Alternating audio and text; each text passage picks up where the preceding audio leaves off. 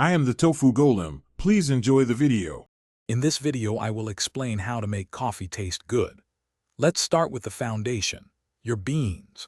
Always choose freshly roasted, high-quality whole beans for the best flavor profile.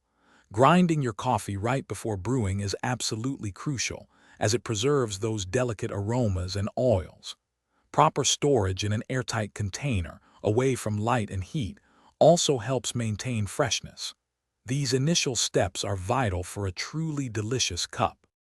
Next, let's talk about water, an often overlooked ingredient.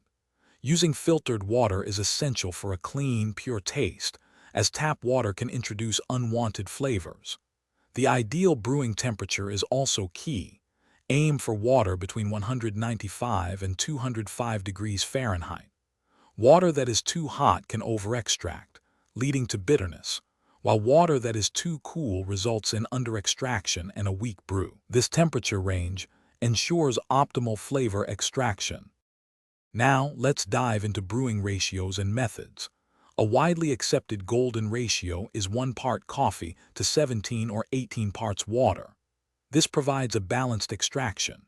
Don't be afraid to experiment with different brewing methods, such as a pour-over for clarity or a French press for a richer body. Remember to adjust your grind size accordingly. A coarser grind for French press and a finer one for espresso will yield the best results for each method.